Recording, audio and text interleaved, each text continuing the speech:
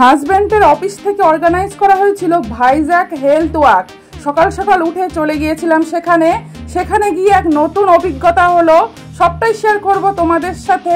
এই প্রথম 5 কিলোমিটার হাঁটলাম আমি। ভোরবেলা ঘুম থেকে উঠে ওয়াক করা কিন্তু শরীরের পক্ষে অনেক ভালো, কিন্তু আমরা বেশিরভাগ মানুষই সেটা করি না। যাই হোক, অর্গানাইজ করেছিল বলে আজকে অনেক কষ্ট করে হলেও ওয়াকটা করলাম, কিন্তু যাই হোক শরীরের পক্ষে কিন্তু আমারই ভালো হলো। আর এখানে কিন্তু সমস্ত রকম ব্যবস্থাই ছিল জলের ব্যবস্থা, রাস্তার ধারে চলছিল অ্যাম্বুলেন্স আমাদের সাইড দিয়ে। হ্যালো এভরিওয়ান, কেমন আছো তোমরা সবাই? আশা করি ভালোই আছো। এখন বাজে 5:30, ঠিকঠাক ভোরের আলোটাও ফোটেনি। আমরা কিন্তু বেরিয়ে পড়লাম ওয়াক করার উদ্দেশ্যে। একটা নতুন সকাল, একটা নতুন অভিজ্ঞতা, সবটাই শেয়ার করব তোমাদের সাথে। আসলে ভোরবেলা ওঠা হয় না, ভোরবেলা উঠলে কিন্তু শরীর মন খুবই ফ্রেশ হয়ে যায়। ভোরবেলা ঘুম থেকে ওঠা শরীরের পক্ষে অনেক ভালো, কিন্তু আমরা কেউই সেটা বুঝি না। যাই হোক, আমরা কিন্তু অনেক সকালে এখানে পৌঁছে গেছিলাম। পৌঁছে গিয়ে আমি কিন্তু গাড়ির মধ্যেই আধা ঘন্টা বসেছিলাম। আধা ঘন্টা পরে বাইরে বেরিয়েছি। দেখো, এখন কিন্তু অনেকটাই সকাল হয়ে গেছে। যেখানে আমাদের আসতে বলা হয়েছিল সেখানে চলে এসেছি। আমরা গন্তব্যে পৌঁছে গেছি। এসে দেখি এখানে কেউই নেই। যারা চারিদিকটা সাজাচ্ছে আর কি, অর্গানাইজ করেছে, তারাই রয়েছে। তাছাড়া এখনো পাবলিক এসে পৌঁছায়নি। আমার হাজব্যান্ডের এটা একটা খুব খারাপ অভ্যাস, যেখানেই যাক না কেন সবার আগে গিয়ে হাজির হবে। দেখো, কিছু তো করার নেই। অনেক সকালে আমাকে উঠিয়ে দিয়েছে, উঠিয়ে নিয়ে চলে এসেছে। আমি তো গাড়ির মধ্যে ওয়েট করছিলাম অনেকক্ষণ। ওয়েট করার পরে এখানে আসা হয়। এসেও দেখি কেউ এখনো এসে পৌঁছায়নি। যাই হোক, বসে থাকি, কি আর করব। আর এখানে দেখো একটা ব্যানার লাগানো রয়েছে, ভাইজ্যাক হেলথ ওয়াক লেখা রয়েছে।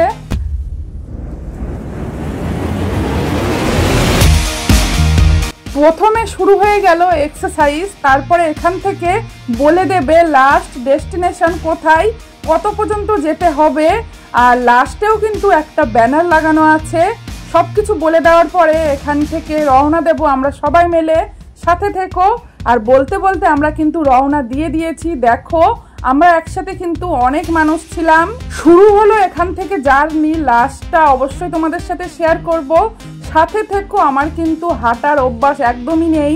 আমি সারাদিন ঘরের ভেতরেই বন্দি থাকি, 1 মিনিটের জন্য কোথাও বেরোই না। আমার পক্ষে কিন্তু হাঁটাটা অনেক টাফ ছিল। সবটাই শেয়ার করবো। আর একদম লাস্টে ছিল কিন্তু ব্রেকফাস্ট। আর এখানে দেখো, ওপর থেকে কিন্তু ড্রোন উড়িয়ে ফটো ভিডিও নেওয়া হচ্ছিল। আর আমি যতটা পারবো তোমাদের সাথে শেয়ার করব। হাতে ফোন নিয়ে একদমই চলা যাচ্ছিল না। এখানে অনেক মানুষজন ছিল, লজ্জাও লাগছিল। আমি কিন্তু যতটা পেরেছি ততটা শেয়ার করেছি, সবটা একদমই কভার করিনি, কারণ সম্ভবও না সব জায়গায় ক্যামেরা তুলে ভিডিও করা, সব কিছু দেখানো।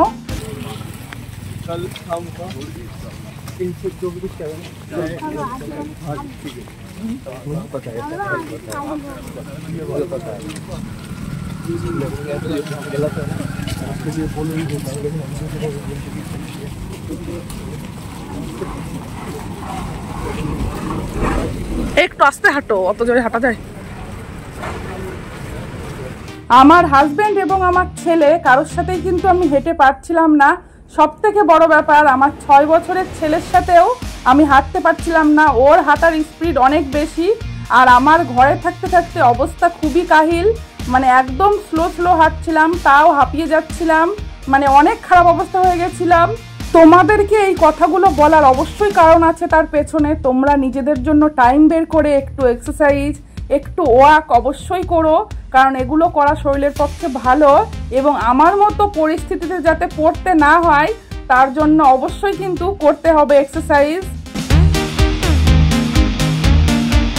আমি একদমই লাস্টে পড়ে গেছি। সবাই কিন্তু আগে চলে যাচ্ছে, আর আমার পেছনে কয়েকজন ছিল লেডিস। আর এখানে কিন্তু লেডিস খুবই কম ছিল, মাত্র গোনা কয়েকজন আমরা ছিলাম। আর আমি কাউকেই সেরকম চিনি না। তাও আমি হাফ রাস্তাতে ব্যাক মারবো, আর পারছি না।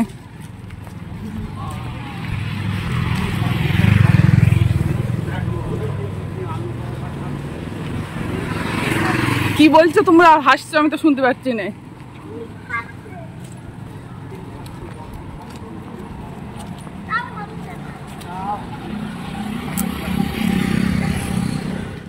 আমার হাজব্যান্ড আর আমার বাবুর কাণ্ড তোমরা দেখতেই পারলে। এরকম কিন্তু ওরা পুরো রাস্তায় আমাকে নিয়ে হাসাহাসি করেছে।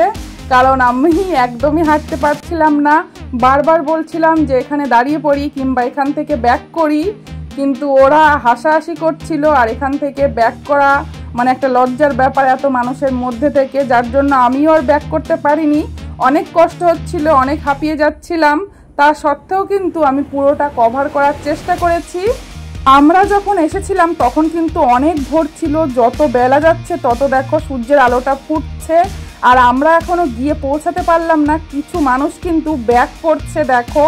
আর লজ্জার ব্যাপার, আমরা এখনো পৌঁছাতেই পারলাম না। আর এই দিককার ভিউটা দেখো কত সুন্দর, জাস্ট অসাধারণ। ভাইজ্যাক মানেই তো পাহাড় আর পাহাড়। আর একটা কথা বলে দিই, যারা ভাইজ্যাক মানে পাহাড় এবং সমুদ্র একসাথে দেখতে ভালোবাসো, অবশ্যই এসে ভাইজ্যাক থেকে ঘুরে যেও। ভাইজ্যাকের ভিউটা কিন্তু অসাধারণ। আর এই দিকে দেখো অনেক মানুষ কিন্তু ব্যাক করে বেরিয়ে যাচ্ছে, আর আমরা এখনো ডেস্টিনেশনে পৌঁছাতেই পারলাম না। আমি লাস্ট পর্যন্ত পৌঁছাবও না। আমার হাজব্যান্ড এবং ছেলে যখন ব্যাক করবে আমিও সেখান থেকে ব্যাক করব। আর এখান থেকে নিয়ে নিলাম একটা জলের বোতল। আর আমাদের পাশে পাশে কিন্তু অ্যাম্বুলেন্সও যাচ্ছিল। ব্যবস্থার কোনো ত্রুটি ছিল না, সমস্ত রকম ব্যবস্থাই কিন্তু ছিল। আর এখান থেকেই আমি ব্যাক করলাম, লাস্ট পর্যন্ত কিন্তু আমি যেতে পারিনি। এটা একদমই দুঃখজনক। সেই জন্যই বারবার করে বলছি, তোমরা কিন্তু এক্সারসাইজ সপ্তাহে একদিন হলেও আর একটু হলেও দিনে ওয়াক করার চেষ্টা করো, যাতে আমার মতো পরিস্থিতিতে না পড়তে হয়। আর এখানে কিন্তু রয়েছে একটা শিব মন্দির, সবাই হর হর মহাদেব বলে দাও। আর এখানে দেখো আমার অবস্থা খুবই কাহিল, তাও কিন্তু হাসি মুখে ভিডিও করছি। আর আমার হাজব্যান্ড আর ছেলে কিন্তু অনেক আগেই বেরিয়ে গেছে। আর রাস্তা দেখো, আমার আগে পিছে কিন্তু কোনো মানুষ নেই। আমি একদম লাস্টের দিক থেকে ফার্স্ট হলাম। যাই হোক, হাঁটলাম, এক্সারসাইজ করলাম, এটাই অনেক আমার কাছে। আমার এগুলোর একদমই অভ্যাস নেই, বারবার একটা কথাই বলছি, তবে এবার থেকে একটু হলেও করার চেষ্টা করব। আর এই হচ্ছে সেই গ্রাউন্ড যেখান থেকে শুরু করেছিলাম। আর এখানে এসেই কিন্তু পৌঁছে গেছি। আর এবার কিন্তু হবে ব্রেকফাস্ট। আমাদের জন্য ব্রেকফাস্টেরও ব্যবস্থা করা হয়েছে। কি কি ব্রেকফাস্ট আছে সবটাও তোমাদের সাথে শেয়ার করব। যাই হোক, একটা কথা না বললেই নয়, আমার এখানে এসে কিন্তু খুবই ভালো লাগলো। যারা অর্গানাইজ করেছিল এই প্রোগ্রামটা, আমার পক্ষ থেকে তাদেরকে অনেক অনেক থ্যাঙ্কস। কারণ কষ্ট করে হলেও, লজ্জার ভয়ে হলেও আমি কিন্তু অনেকটা হেঁটে ফেলেছি।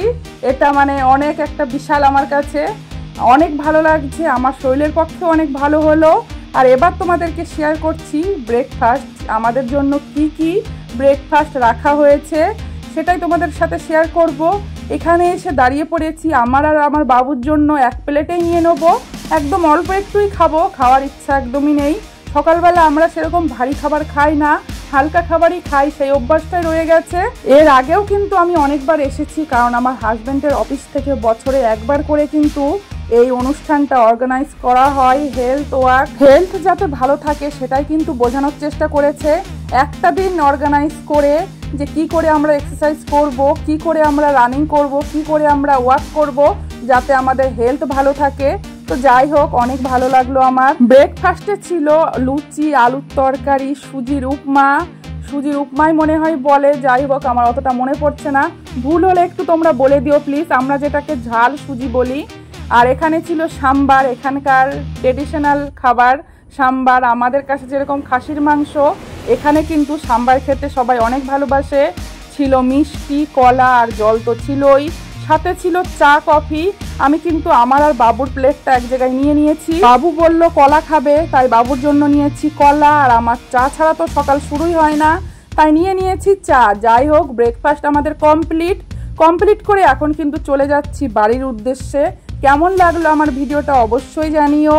ভালো লাগলে লাইক, শেয়ার অ্যান্ড সাবস্ক্রাইব করে অবশ্যই পাশে থেকো নতুন নতুন ভিডিও দেখতে হলে।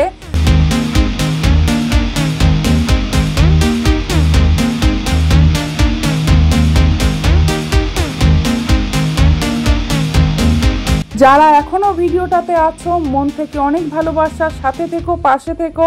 Thank you for watching my video.